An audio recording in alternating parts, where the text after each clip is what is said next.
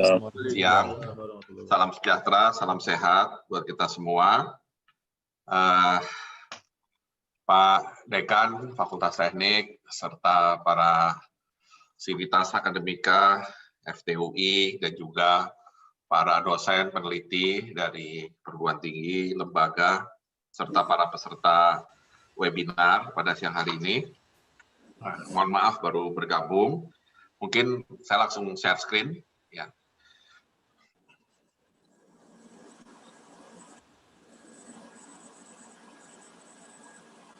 Nah, intinya kami di Kemenristek BRIN sebagai bagian dari koordinasi beberapa kementerian sangat mendukung dan memprioritaskan riset di bidang baterai, ya khususnya baterai baik untuk kendaraan listrik maupun baterai yang ditujukan lebih kepada energy storage. Ya. Nah, kenapa saya atau kami sangat mendukung riset di bidang ini? Karena memang Indonesia punya cita-cita untuk menjadi salah satu pemain penting, baik di dalam baterai listriknya maupun yang lebih lanjut untuk kendaraan berbasis listrik. Ya, dan satu lagi juga dalam rangka kita mendorong peran yang lebih tinggi dari energi baru terbarukan, khususnya energi terbarukan, maka kita juga memerlukan energy storage, ya, electricity storage dalam jumlah yang cukup banyak, ya, apalagi kalau kita harus berhadapan dengan renewable energy yang berasal dari solar panel maupun dari angin. Nah, research tentunya sangat kita butuhkan di dalam rangka kita mendorong inovasi. Kita ingin berubah dari resource driven economy menjadi innovation driven economy. Dan konteks baterai listrik ini sangat cocok karena kita tahu salah satu komponen terbesar, ya komponen penting lah dalam baterai listrik itu adalah nikel. Ya. Dan selama ini Indonesia dikenal salah satu pengekspor nikel terbesar di dunia. Namun kalau kita hanya puas sebagai pengekspor nikel, maka ujungnya kita hanya menerima nilai tambah yang kecil sekali, ya karena kita paling hanya memproses atau mendapatkan nikel dari berdagang nikel itu sendiri. Padahal dari nikel itu banyak sekali turunan yang bisa menciptakan nilai tambah tinggi. Salah satunya adalah menjadi baterai listrik. Jadi upaya untuk Indonesia mempunyai research yang maju di bidang baterai listrik sekaligus industrinya, itulah salah satu elemen nantinya dari innovation driven economy. Nah, untuk mendorong innovation tersebut diperlukan triple helix, ya, di mana universitas, perguruan tinggi, misalnya FTUI dan fakultas teknik maupun perguruan tinggi lainnya itu harus bekerja sama erat dengan industri. Karena akhirnya yang bisa membuat baterai ini tersedia bagi customer dan juga bisa memenuhi kebutuhan customer maupun kebutuhan masyarakat itu adalah industri. Karenanya hubungan antara pihak peneliti universitas dengan perguruan tinggi itu dengan industri harus dibuat semulus mungkin. Tidak boleh ada gap antar dua pihak itu. Dan yang bisa menjaga agar gap itu tidak muncul itu adalah government. Kami salah satunya yang harus memastikan atau memfasilitasi komunikasi yang intens antara university dan industri sehingga akhirnya lebih banyak inovasi yang lahir, khususnya inovasi yang terkait dengan baterai listrik. Ya. Nah, kalau saya lompat dua halaman satu lagi, ya. Nah, disinilah kita perlu mencari atau menghasilkan strategi, ya, untuk menuju innovation driven economy. Di mana secara ekonomi, innovation driven economy inilah yang nantinya akan menjadi penentu apakah Indonesia bisa keluar dari middle income trap. Ya, saat ini posisi Indonesia sebagai upper middle income dan kita ingin menjadi high income country atau negara maju. Nah, cara untuk bisa lolos atau lulus, ya, itu adalah dengan ekonomi yang berbasis inovasi.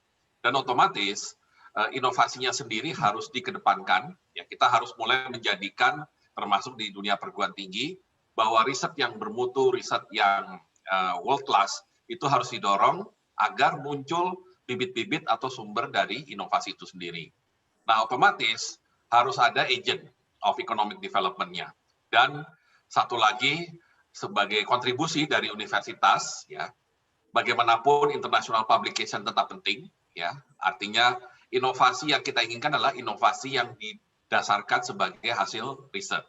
Dan hasil riset yang tentunya berbasis sains dan teknologi, selain berujung pada international publication yang tentunya mengangkat prestasi dan juga kinerja dari perguruan tinggi, juga menjadi inspirasi bagi para inovator agar hasil riset tersebut bisa dihilirisasi dengan bantuan dari Agent of Economic Development. Nah, di halaman berikut ini hanya beberapa contoh dari kegiatan yang kami lakukan, ya.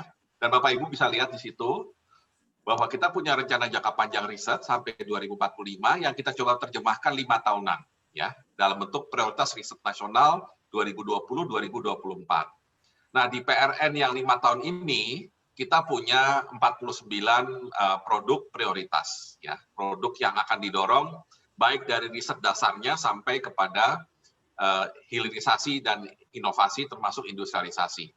Nah, salah satunya yang sengaja kami lingkari adalah baterai untuk kendaraan listrik. Jadi apa yang Bapak Ibu tekuni sekarang itu sudah inline, sudah sejalan dengan target kita untuk ke depan. Ya, Indonesia menjadi tadi pemain di baterai listrik, ya. Dan kalau saya lihat banyak pihak yang ingin invest untuk membangun pabrik baterai listrik di Indonesia. Dan kalau saya pernah ngobrol dengan 1-2 di antara mereka, rata-rata alasan utama kenapa mereka ingin masuk tentunya memang masih sumber daya alam, yaitu mereka menganggap Indonesia sumber nikelnya banyak dan nikel itu mempunyai komponen nikel itu cukup signifikan di dalam baterai listrik dan itulah yang dikejar oleh mereka. Nah, tentunya kita jangan berpuas diri hanya karena nikel terus mereka datang. Kita terutama dari dunia akademis, dunia penelitian harus bisa juga menawarkan kepada mereka agar kita juga meningkatkan kapasitas R&D di baterai listrik. Kenapa kapasitas R&D di baterai listrik penting? Persaingan, ya.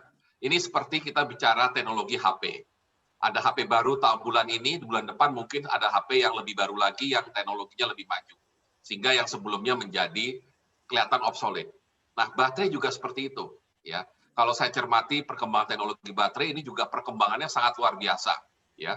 Dan ada berbagai versi lah kalau saya pakai istilah versi. Ada yang dari China, ada yang dari Amerika, ada yang Jepang, Korea. Nah, tentunya kita harus punya suatu kekhasan, ya, baik dari bahan maupun dari R&D itu sendiri. Ya. Nah, kita harapkan baterai nanti menjadi salah satunya sebagai upaya kita mewujudkan terutama value added, ya, value added dari nikel kita sekaligus juga import substitution, ya, karena sekarang kalau kita bikin kendaraan listrik hari ini mau tidak mau baterai listriknya masih harus diimpor, ya. Dan satu lagi, frontier teknologi. Teknologinya harus selalu yang terupdate. Jadi saya sangat mendorong baik FTUI maupun institusi lain pendidikan maupun penelitian untuk terus mempunyai advancement atau mempunyai dorongan untuk selalu di depan ketika bicara teknologi di dalam baterai listrik. Nah, kita harapkan kemampuan bersaingnya bisa seperti beberapa produk yang di sebelah kanan, katalis merah putih yang bisa mengkonversi minyak inti sawit menjadi green fuel, ya. Kemudian industrial salt yang bisa mengkonversi garam rakyat menjadi garam industri. Demikian juga alutsista elang hitam, ya. Ini drone untuk kombatan, untuk militer, maupun pesawat amfibi yang harapannya bisa mengkonek berbagai daerah di Indonesia. Nah, khusus untuk baterai listrik, ya, dukungan dari pemerintah paling tidak melalui Perpres 55 2019 tampaknya sudah cukup clear, ya, di mana kita perlu mempercepat kendaraan yang berbasis listrik, kendaraan yang berbasis baterai listrik, ya. Berarti kita harus mengembangkan, mempercepat baterainya sendiri, ya. Kemudian charging-nya, ya, BPPT sekarang misalnya sangat aktif mengembangkan charging karena ini kan merupakan satu paket, ya, dengan baterai. Dan satu lagi tentunya compliance, ya, dengan baterainya sendiri. Nah, ini yang kadang-kadang juga susah kalau kita tidak punya integrator di akhir, takutnya nanti baterai yang dikembangkan satu pihak tidak dipakai oleh yang mengembangkan kendaraan listriknya. Nah, karena itulah di Kemenristek pun kita membuat konsorsium terdiri dari 5 perguruan tinggi, UI salah satunya, UI, ITB, UNS, ITS, dan UGM. Ya, targetnya adalah menciptakan semacam ekosistem, ya, kendaraan listrik, termasuk baterainya, termasuk chargingnya. ya, dan termasuk tentunya motor listriknya sendiri.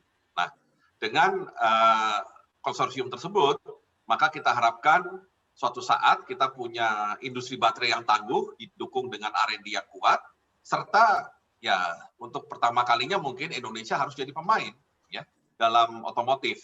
Mungkin tidak yang combustion engine, tapi kita sekarang fokus apakah Indonesia bisa jadi pemain besar di dalam kendaraan listrik itu sendiri. Ya, lanjut, ini hanya perkembangan di dunia. Ya, kita lihat beberapa negara yang sudah serius mengembangkan baterai. Salah satunya misalkan kalau saya ambil contoh LG, mereka katanya akan invest di Indonesia berpatungan dengan BUMN untuk mendirikan pabrik baterai. Ya, nah tentunya mereka akan bikin pabrik baterainya. Sekarang tinggal apakah kita bisa memasukkan teknologi kita ke mereka. Karena logikanya mereka pasti akan lebih mementingkan teknologi yang sudah mereka kuasai. Tapi kalau kita bisa menyampaikan teknologi yang katakan lebih baik, lebih kompetitif dari mereka, why not? Ya, artinya bisa saja LG mau mengadopsi teknologi kita. Dan kalau lihat perkembangan teknologi baterai yang sebelah kanan, ya, kita lihat baterai cost atau harga baterai, ya, itu intinya makin lama makin murah, ya, tentunya per kWh, ya. Dan di satu sisi dengan harga yang makin murah, kemampuan baterainya juga makin tinggi. Nah, inilah yang kita sebut sebagai sudahkah baterai itu menuju economies of scale? Dan itu tentunya harus dipikirkan oleh kita dari sekarang, ya. Meskipun dalam tahapan riset dan pengembangan kita sudah harus memikirkan baterai yang harganya makin terjangkau, khususnya yang electric storage ya. Karena electric storage ini adalah faktor kenapa kita masih tertinggal di renewable energy. Karena selalu bayangannya electric storage itu mahal. Nah, sekarang bagaimana caranya kita membuat cost itu makin rendah dengan kemampuan storage maupun kemampuan menghasilkan listrik yang semakin besar. Ya, disinilah tantangan ya yang harus kita jalankan. Ya, lanjut.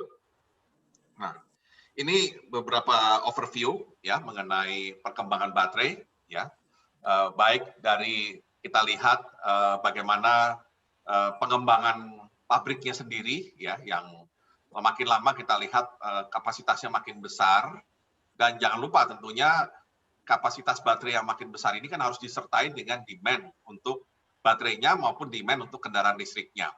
Nah, ini berarti kalau pabrik-pabrik besar sudah mulai mengembangkan pabriknya, ada indikasi bahwa pemakaian kendaraan listrik itu akan semakin banyak. Ya, kita sudah lihat misalkan di Eropa, ya sudah mulai banyak yang beralih ke kendaraan listrik. Demikian juga di China yang sekarang jadi mungkin pemain utama ya untuk kendaraan listrik. Nah, tentunya di banyak bagian, termasuk di kita juga masih sangat sedikit. Nah, tetapi artinya potensi pasar ke depan itu luar biasa. Dan kuncinya buat kita jangan sampai terlambat. Ya, jangan sampai seperti dalam konteks kendaraan combustion engine, ya kita hanya akhirnya terpaku maksimal hanya menjadi assembler, ya menjadi pihak yang melakukan assembly, tidak terlalu bisa memposisikan diri kita sebagai salah satu produser dari kendaraan itu sendiri. Ya, nah tentunya kita cukup optimis bahwa electric vehicle ini termasuk fastest growing clean energy segment, ya. Karena bagaimanapun Indonesia juga punya tanggung jawab nih. Kita harus memenuhi Paris Agreement, kita harus mengurangi emisi, kita harus perbaiki energy mix dengan lebih banyak renewable energy. Tapi salah satunya kita juga harus mulai mengurangi sumber emisi itu sendiri. Nah, karenanya pengembangan electric vehicles dan electric baterai di Indonesia ini harus dikaitkan dengan upaya kita melakukan mitigasi terhadap perubahan iklim itu sendiri. Ya, lanjut. Ya, ini hanya untuk melihat, tolong lanjut. Ya, nah ini menarik ya. Memang ketika bicara bahan-bahan untuk baterai, ya kan kita semua bilangnya baterai lithium. Nah, unfortunately memang Indonesia belum atau tidak. Ya, saya nggak tahu apakah belum atau tidak ada lithium. Ya, nah tetapi kita lihat, ya ini apakah keberuntungan ataukah suatu problem, itu mungkin hal lain. Tapi Australia itu salah satu penghasil lithium terbesar, ya, terutama di Western Australia. Nah, jadi artinya kalau kita ingin mengembangkan kendaraan listrik, salah satunya lithiumnya kita import dari Australia. Copper kita sebenarnya punya, cuman kita belum punya ininya, apa namanya, refinery-nya. Ya, kobalt kita tidak dalam posisi itu. Nah, nikel. Nah, inilah yang harus kita manfaatkan meskipun ya Filipina juga cukup besar, New Caledonia, Rusia, Kanada, Australia. Tapi posisi kita di nikel itulah yang kalau bisa menjadi daya tarik ya agar industri baterai termasuk R&D-nya bisa berkembang di Indonesia.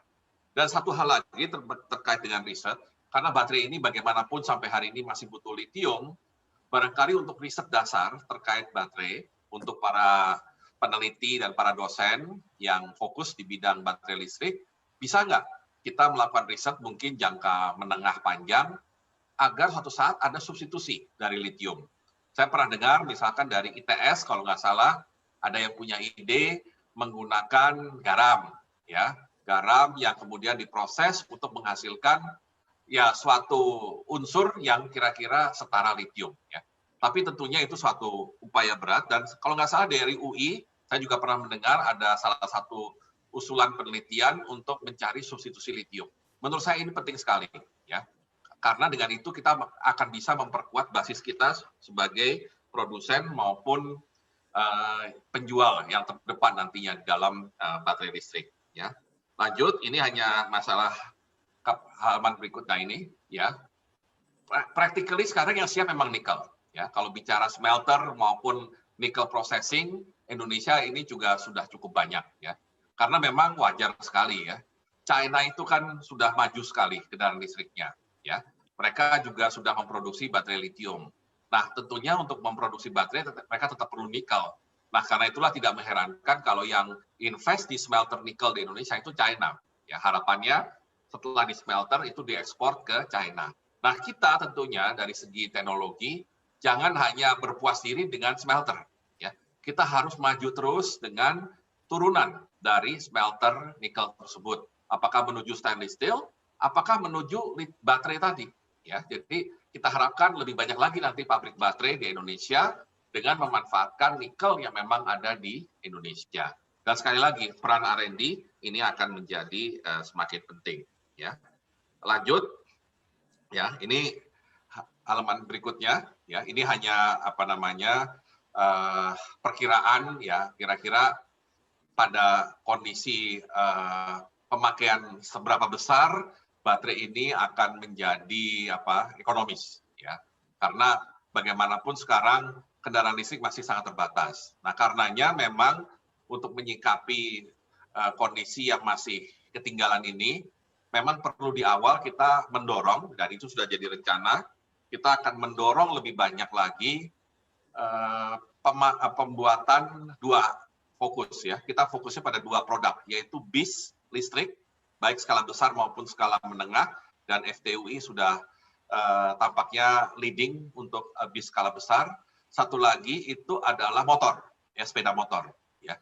Kita akan fokus di dua itu, sehingga tentunya teman-teman nanti riset baterainya diarahkan untuk memastikan apakah bis buatan Indonesia maupun motor buatan Indonesia yang listrik ini memang artinya mempunyai kemampuan, ya dan tentunya diminati oleh customer. Dan di tahap awal, pemerintah akan mencoba menciptakan demand ya dengan captive market, misalkan bis untuk angkutan umum, bis untuk misalnya bis pegawai atau bis-bis keperluan lingkungan, ya sepeda motor juga mungkin harapannya ojek-ojek ke depan itu menyiapkan charging, ya. Dan terakhir karena topik hari ini adalah mengenai research, ya kami cukup gembira bahwa makin banyak publikasi oleh peneliti, dosen di Indonesia yang terkait dengan baterai listrik, ya tentunya dengan variasinya, ya paling banyak di lithium ion baterai, ada tentang elektroda, ada tentang baterai. Tapi intinya kami melihat bahwa semangat untuk melakukan riset ini makin tinggi dan kita harapkan semangat yang tinggi ini kemudian didukung, ya baik oleh pimpinan fakultas, pimpinan universitas, untuk bisa dihilirkan atau dipertemukan dengan industri, ya sehingga industri ada yang mau mengadopsi hasil riset tersebut dan kemudian menjadi bagian dari kendaraan listrik yang akan dibuat di suatu hari. Satu lagi ya mengenai electric storage tadi. Dan satu hal lagi juga cukup banyak international collaboration secara akademik yang sudah dilakukan. Demikian juga keterlibatan dari diaspora, ya. Jadi kalau kita lihat itu share of publication di Indonesia itu among the most cited publication worldwide, ya sekitar 7,2%.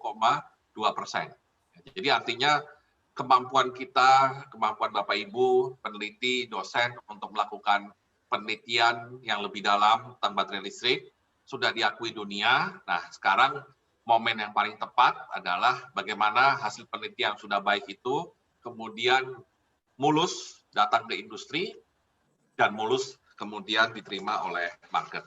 Demikian mungkin yang bisa saya sampaikan, dan sekali lagi tentunya saya menyambut baik inisiatif yang dilakukan oleh Ikatan Alumni Metalurgi dan Material FTUI. Assalamualaikum warahmatullahi wabarakatuh. Waalaikumsalam warahmatullahi wabarakatuh. Warahmatullahi wabarakatuh. Ya, luar biasa sekali. Terima kasih banyak kepada Profesor Bambang Permadi Sumantri Brojonegoro atas materi yang disampaikan. Oke, bismillahirrahmanirrahim. Assalamualaikum warahmatullahi wabarakatuh. Salam damai, salam sejahtera untuk kita semua. Salam sehat. Semoga pandemi ini segera berakhir ya, Bapak Ibu, rekan-rekan semua. Amin. Sebelumnya saya ingin mengucapkan terima kasih banyak kepada panitia Ikatan Alumni Metalurgi dan Material juga, Bang Nanang. Terima kasih banyak atas kesempatannya untuk saya untuk sharing pada kesempatan kali ini, sebuah kehormatan bagi saya. Saya juga ingin mengucapkan salam hormat juga kepada Bapak Dekan FTUI, Pak Dr. Hendri Budiono, kemudian juga Kepala Departemen Metalurgi dan Material, Profesor Ahmad Herman Yuwono, yang juga merupakan pembimbing skripsi saya waktu S1, Prof. Herman. Kemudian juga Pak Menristek, ya kebetulan Pak Menristek juga sudah meninggalkan ruangan, ya, salam hormat juga. Dan salam hormat, salam kenal juga Bapak Putu Juliardika dan Bapak Edward Otto Hunter, salam hormat. Dan juga Pak Dr. Bambang Priyono, saya masih ingat Pak, saya ngambil kelas Bapak pengolahan limbah di semester terakhir saya waktu itu. Oke. Nah, mudah-mudahan bisa kerja sama lagi Mas Hilmi. Ya, siap Pak, insya Allah. Dan juga yang saya hormati peserta seminar semua. Insya Allah pada kesempatan kali ini dari panitia mengamanatkan kepada saya bagaimana perkembangan teknologi baterai terbaru dan teknologi apa sih yang tepat digunakan untuk di Indonesia gitu ya. Makanya saya memilih judul tuh Pushing the Limit of Electrode Materials for Electric Vehicles. Jadi kita akan lihat kalau tadi dari kementerian, dari industri sudah ada paparan yang sangat gamblang dan jelas ya roadmap-nya seperti apa. Kita sekarang mulai coba mengerucut ya ke materialnya itu sendiri ya. Tadi Pak Dr. Bambang bilang hidup metalurgi gitu ya. Jadi emang kalau kita lihat kita break lagi sampai ke dalam-dalam lagi tuh itu salah satu komponen yang paling penting banget. Dan teman-teman rekan-rekan metalurgi dan material juga alumni, saya juga ingin menyampaikan bahwa ini saat yang tepat banget kalau teman-teman ingin masuk ke dunia, mau fokus di dunia electrochemistry, kemudian dunia energy storage.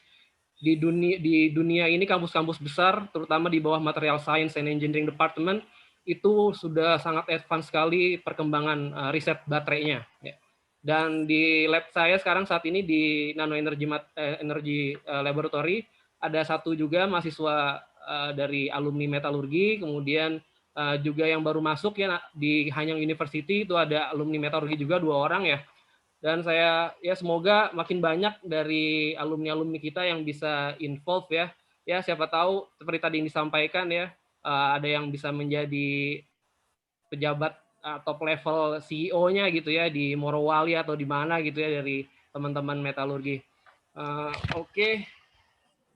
Nah, ini sekedar pengantar aja. Ya, saya di Chonam National University di Nano Energy Laboratory. Kita juga punya kolaborasi dengan Argonne National Laboratory (ANL), kemudian juga Hanyang University dan juga Samsung dan LG. Kita banyak proyek dengan mereka. Dan kenapa saya mengangkat di sini Argonne National Laboratory dan Hanyang University?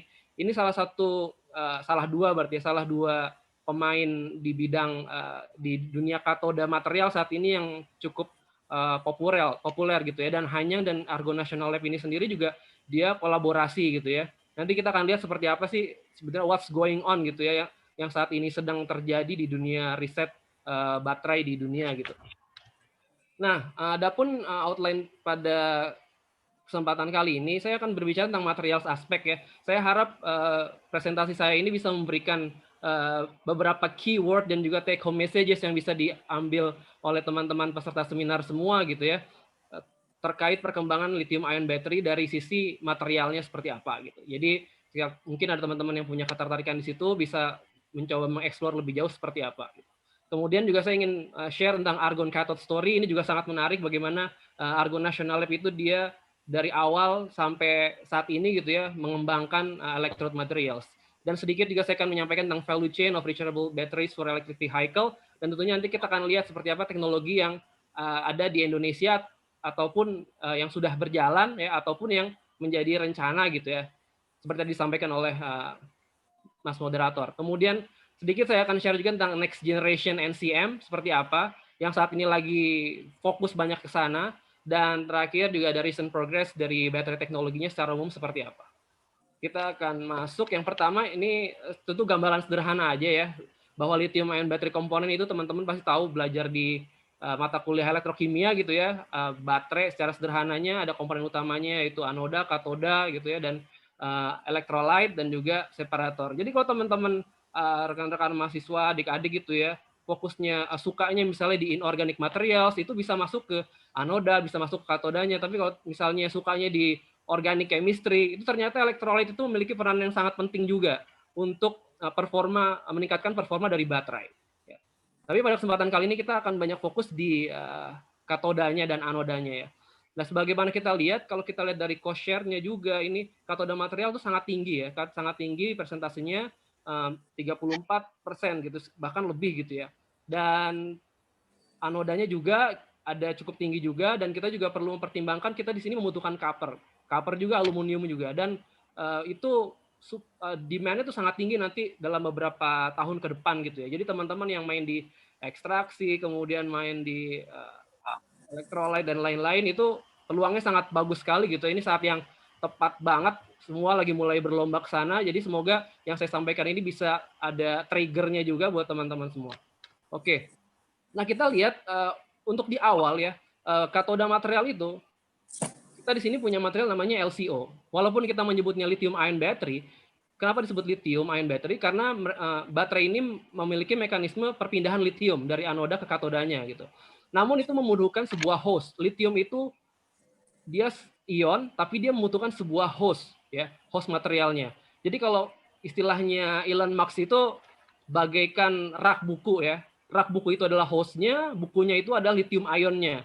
Nah, sedangkan raknya itu adalah transition metal, oxide atau phosphate. Ya, misalnya di sini kita punya cobalt oxide, kemudian kita punya LiMn2O4 di sini, LMO, menggunakan manganis, kemudian ada NCA, ya, kemudian kita punya juga NCM gitu. Kalau kita lihat di sini transition metal ini akan mengalami perubahan bilangan oksidasi ya, terjadi reduksi, terjadi oksidasi pada saat baterai dioperasikan gitu. Nah, jadi kalau kita lihat di sini perkembangan awal itu adalah LCO. Ini material didevelop oleh Profesor Goodenough gitu ya. Kemudian LMO ini juga Profesor Goodenough gitu. Nah, kemudian kalau kita lihat LCO ini, kalau tadi kita bicara tentang struktur, kita mau lithium itu keluar masuk tapi strukturnya tetap rigid gitu ya. Kalau rak buku kita keluar masuk, itu rak buku tetap seperti itu gitu ya. Tapi ini tidak terjadi pada katoda material, ya. Tidak terjadi pada katoda material. Secara teori kita pengen narik semua lithium gitu, tapi tidak bisa. Bukan tidak bisa, itu bisa ditarik, tapi performanya hanya berapa cycle aja udah bisa turun gitu ya. Karena apa? Kalau kita tarik semua lithiumnya, nah itu akan terjadi degradasi di situ, structural degradation. Karena terjadi bisa jadi perpindahan antara transition metal pindah ke side lithium, kemudian strukturnya tidak seperti itu lagi, yang tadinya LCO dari layer, kemudian LMO yang tadinya cubic tetragonal, kemudian berubah terjadi ekspansi gitu. Jadi banyak sekali faktor-faktor yang mempengaruhi. Nah, karena itu untuk LCO sendiri itu banyak digunakan yang aplikasi elektronik, peralatan elektronik seperti smartphone gitu. Kemudian untuk LMO sendiri ya ada digunakan di Nissan Leaf. Kemudian Tesla menggunakan NCA, kemudian Chevy dari Chevrolet ini menggunakan NCM. Kalau teman-teman lihat di sini secara struktur seperti ini, LCO itu adalah layer gitu ya, seperti sandwich gitu ya, layer. Kemudian LMO ini spinel structure namanya. Nah, kemudian untuk NCA dan NCM sebenarnya basic structure-nya ini adalah dari LCO, dia layered juga. Hanya substitusikan gitu. Jadi di replace karena kobaltnya tadi sudah disebutkan sama Pak Dr. Bambang bahwa kobalt ini juga bahaya, kemudian mahal dan lain-lain. Tapi secara performa dia tidak bisa diekstrak semua litium jadi COO2 itu sangat tidak bagus sekali untuk performa baterai. Sehingga perlu ada substitusi lainnya. Jadi dimasukin nikelnya masuk, kemudian manganisnya masuk. Jadi tren sekarang saat ini lebih kepada untuk electric vehicle tentunya kita masuk di NCA dan NCM. Nah, ini saya mau berbagi sedikit kisah ya tentang bagaimana argon cathode story. Jadi awalnya itu tahun 94. Tahun 94 mereka menginisiasi dan profesor saya waktu itu baru selesai dari PhD programnya di University of Texas di bawah bimbingan Profesor Mantiram dan Profesor Gutinaf, dan beliau juga sempat bergabung di Argon National Lab saat itu. Dan 97 itu mulai menginvented dia NCM material. Dan 2007 ternyata langsung patennya langsung diberikan lisensinya kepada Valve, kemudian Toda Kogyo. Dan kalau kita lihat di sini yang ngambil lisensi ini banyak banget ya, di sub license ke Umicore, EcoPro, kemudian LG Chem gitu ya. Kemudian 2011 masuk di Chevrolet, kemudian 2017 masuk di Bolt. Jadi kalau kita lihat di sini riset argon ini mungkin bisa menjadi gambaran apa ya, seperti platform atau benchmark kita gitu ya. Kalau kita mau meneliti baterai, mulai dari sintesisnya, karakterisasinya juga, kemudian kita main di modelingnya, testing sampai scale up tuh bisa kita lihat seperti ini gitu ya. Nah, balik lagi kita masuk ke value chain of rechargeable batteries. Tadi mungkin sebenarnya udah sedikit dibahas gitu ya, sedikit dibahas. Sebenarnya Indonesia ini kalau kita lihat dari value chain yang saya tampilkan di slide ini, dari materials processing kita tuh membutuhkan nikel ya, membutuhkan nikel, kemudian membutuhkan kobalt, kita membutuhkan manganis gitu ya. Nikel dan kobalt itu kita banyak temukan di daerah Sulawesi, kemudian di Halmahera, sedangkan manganis itu di daerah Sumbawa itu banyak. Saya kemarin juga baru minta sampel dari Sumbawa, saya mau coba di sini gitu Pak. Kita mau proses juga di sini, mudah-mudahan juga ada hasil yang lumayan juga gitu. Nah, jadi untuk prosesnya sendiri, kalau kita lihat yang akan diterapkan di daerah Morowali itu ya, yang sudah mulai running ini adalah high pressure acid leaching. Jadi ini dari QMB New Energy Materials, mereka sudah mulai di sini. Kemudian sebenarnya untuk teknologi untuk pengolahan dari nikel ore ini untuk sampai nikel sulfide atau dari menjadi cobalt sulfide, ada alternatif teknologi lain gitu ya. Misalnya seperti atmospheric leaching ataupun low pressure acid leaching, ini juga masih dalam tahap development. Ya semoga saja sih harapan kita Indonesia bisa benar-benar mengambil peranannya di sini gitu ya. Nah kemudian masuk ke komponen production, kemudian cell production, module production sampai pack assembly. Ini kalau teman-teman lihat, ini pemain-pemain besarnya adalah LG Chem, ada CATL juga dari China, LG Chem dari Korea, kemudian dari Tesla juga. Tesla mulai mau main di electrode materialsnya itu sendiri gitu ya. Jadi mereka mau mulai bikin juga tuh, mau mulai bikin electrode materialsnya. Nah kemudian LG Chem sendiri, tadi Pak Menteri juga ada sempat bilang LG Chem juga mau invest. Saya juga dapat kabar bahwa LG Chem ini juga Desember nanti dia akan ada spin-off company-nya gitu yang bakal khusus ngurusin baterai aja gitu. Jadi namanya LG Energy System. Jadi itu juga bakal menjadi sangat menarik sekali kalau kita lihat perkembangan industri para pemain-pemainnya itu seperti apa ya. Tesla sendiri misalnya saja mengakuisisi Maxwell Technology gitu ya. Itu Maxwell Technology juga udah main di dunia baterai udah sangat lama banget gitu. Nah, kemudian dari sini kita masuk ke vehicle integration. Untuk sampai ke baterai ini digunakan pada kendaraan listrik, setiap company itu punya teknologi yang beda-beda ya. Tesla ini menggunakan baterai 18650 jenisnya gitu ya, tipenya. Jadi mereka mengassemble sekian banyak baterai ya, kemudian dijadikan battery pack. Adapun Nissan sendiri kalau kita lihat baterainya itu lebih besar-besar lagi gitu ya. Nah kemudian Lucid teknologi yang tadi Pak Dr. Bambang sampaikan itu juga menggunakan teknologi dimensi baterai yang berbeda lagi 2170 dan lain-lain. Jadi ini menjadi sebuah tantangan juga bagi kita gitu ya, terutama di Indonesia mau seperti apa kalau ingin mengembangkan baterai, kita mau mengembangkan katodanya, kemudian kita mau mengembangkan memodifikasi bagaimana kita memproduksi materialnya, sampai kita packingnya itu juga sebenarnya banyak yang bisa kita mainkan gitu ya.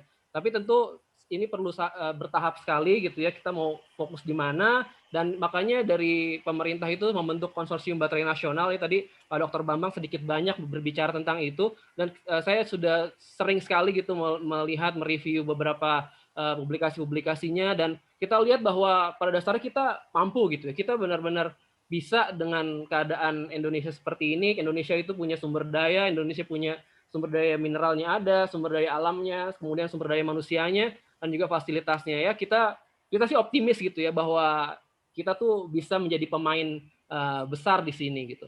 Dan terakhir di Valuation yang terakhir ini adalah recycling.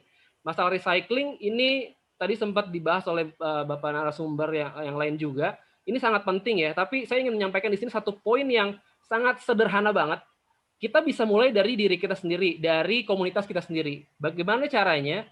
Kalau di sini kita di kampus, selain kita punya tong sampah untuk sampah kertas gitu ya, sampah plastik dan lain-lain, kita punya satu tempat lagi itu untuk sampah baterai. Itu kita kumpulin di sana, yang punya baterainya udah nggak kepake gitu ya, ataupun yang punya baterai laptopnya udah rusak, atau itu kita bisa kumpulin semua di situ. Itu jadi salah satu strategi yang simple, sederhana, dan sekaligus kita mengedukasi masyarakat tentang baterai. Nah, oke, kemudian kita masuk ya. Nah, ini juga menarik yang mau saya sampaikan di sini terkait perkembangan anode material. Jadi kalau kita lihat pada awal tahun 70, pertengahan tahun 70-an itu, Profesor Whittingham mengeluarkan teori intercalation chemistry dengan titanium disulfide yang pertama untuk katoda untuk lithium ion battery, itu menggunakan lithium metal. Ya, kemudian ternyata terus riset berjalan sampai tahun 90-an, ternyata lithium metal itu tidak safe gitu ya, mereka itu tidak aman. Karena terjadi dendrite saat baterai itu dioperasikan, di-charging, di-discharging, ada plating, ada stripping gitu. Maaf, Jadi Mas Helmi, kurang lebih 1 menit lagi. Oke, siap. Jadi di sini mereka pada saat itu menggunakan lithium ya. Kemudian ditemukanlah graphite untuk anoda material, dan graphite itu performanya jadi bagus. Tapi ternyata untuk performa baterai yang lebih tinggi lagi, mereka kembali lagi ke lithium lagi ya, tapi dengan teknologi tertentu, dengan cara-cara tertentu agar lithium dendrite itu tidak terjadi gitu. Sehingga bisa meningkatkan energy density dari baterai. Nah, kemudian yang terakhir ini next generation NCM ya. Bisa kita lihat bahwa walaupun kita punya NCM itu komposisinya 811 gitu, kemudian 532, 622 dan seterusnya, ini kita bisa memainkan dengan cara memodifikasi struktur materialnya gitu ya, morfologinya, kemudian kita main misalnya dengan core shell structure, kemudian bisa full concentration gradient. Jadi dari core materialnya sampai ke keluar outer layernya itu memiliki komposisi yang berbeda. Dan ini kita memanfaatkan semua keunggulan dari setiap transition metal seperti nikel, manganis, dan kobaltnya seperti apa. Dan kita lihat bahwa ini performanya sangat cukup bagus sekali. Dan untuk proses NCM ini sintesisnya sepertinya sangat sederhana ya. Kita membutuhkan prekursor seperti sulfat, kemudian nikel sulfat dan kobalt sulfat, kemudian kita kopresipitasi di situ, dan lanjutnya kita proses kalsinasi. Nah, kemudian yang terakhir ya, ini adalah possible particle specific energy batteries based on lithium chemistry. Kalau kita lihat trennya ini adalah dari BMR dan Battery 500 Consortium.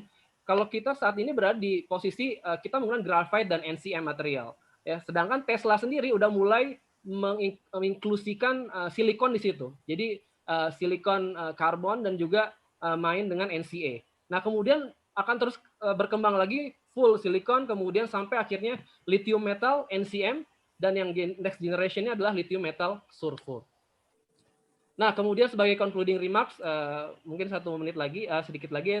Yang pertama saya mau sampaikan adalah, seperti tadi disampaikan oleh Pak Menteri, kita mau bermain di dunia baterai ini, mengambil peran sebagai apa gitu ya. Kalau kita punya, ada LG masuk, ada kemudian Samsung ataupun Kettle masuk gitu ya, kita mau seperti apa sih? Kita kan pengen teknologi kita juga dipakai gitu ya. Karena itu emang sumber daya manusia juga perlu di-upgrade, sehingga teman-teman kalau ada kesempatan untuk lanjut sekolah gitu ya dan ingin mengambil di dunia perbateraian, itu sangat kami di-encourage sekali. Kemudian masalah yang kedua adalah masalah paten. Kalau teman-teman lihat di Patent Office Indonesia, teman-teman bisa search aja deh elektrod materialnya.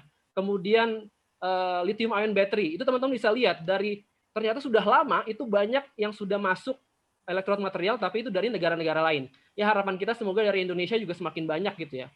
Dan terakhir yang tadi disampaikan oleh Pak Menteri juga, alternatif selain lithium apa sih? Nah, ini juga saya mau highlight bahwa ada material-material yang saat ini juga sedang dikerjakan gitu ya. Itu namanya post lithium batteries. Jadi kita menggunakan sodium, kita menggunakan potasium, kita bahkan menggunakan aluminium dan juga zinc. Itu saat ini juga lagi trending banget. Dan yang terakhir kita juga perlu mengkombinasikan antara computational seperti density functional theory dan juga machine learning untuk meningkatkan performa dari baterai. Mungkin itu yang bisa saya sampaikan, kurang lebihnya mohon maaf. Billahi taufiq wal hidayah. Wassalamualaikum warahmatullahi wabarakatuh. Waalaikumsalam warahmatullahi wabarakatuh. Luar biasa ini Mas Hilmi tadi penjelasannya tentang